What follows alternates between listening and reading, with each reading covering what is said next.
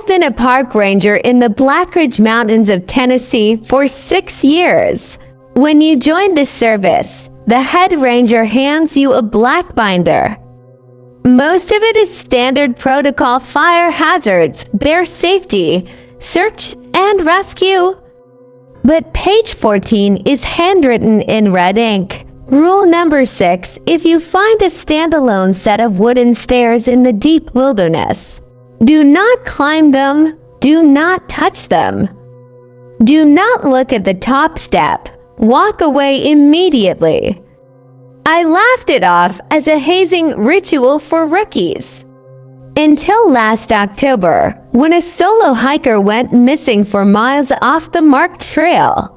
It was 4 p.m. when my search partner, David, and I reached the dense valley known as Devil's Hollow. No cell service, no radio contact with base. The woods were eerily silent, no birds, no wind, not even the sound of the stream. Then David stopped dead in his tracks.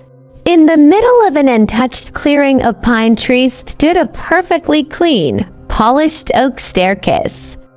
No house around it, no foundation, no ruins. Just 5 pristine steps leading up to nothing. And sitting on the top step was the missing hiker's red backpack. David dropped his gear. He must have left it up there, he muttered, stepping toward the stairs.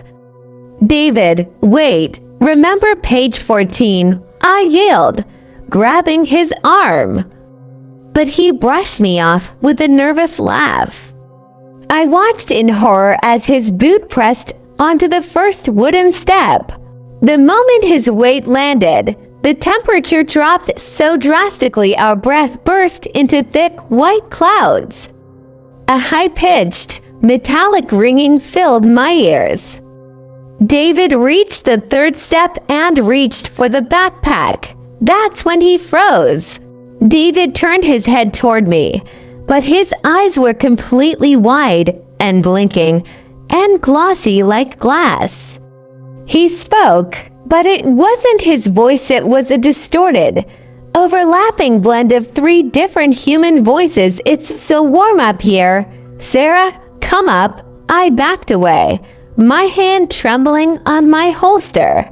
Behind David, the air at the top of the stairs began to warp like heat waves on an asphalt road. A tall, impossibly thin shadow stretched down from the empty space above the top step, casting a dark silhouette right over David's body. I panicked. I fired a flare gun straight into the air. The bright red light and deafening pop snapped David out of his trance. He screamed, fell backward off the stairs, and landed hard on the forest floor. We didn't look back. We sprinted to miles through thick brush and jagged rocks until we hit the main trail, gasping for air.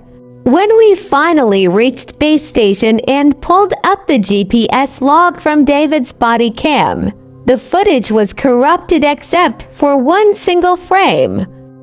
It showed David standing on the 3rd step, and standing directly behind him on the top step was a pale, faceless figure reaching two elongated hands down toward his shoulders. David resigned the next morning and moved out of state. I stayed on the job. But last night, while doing a routine perimeter check around my ranger cabin at 2 a.m., my flashlight beam hit something in the tree line just 50 feet from my porch. A single, clean wooden step peeking out from the dark pines. And from the top of it, I heard David's voice calling my name.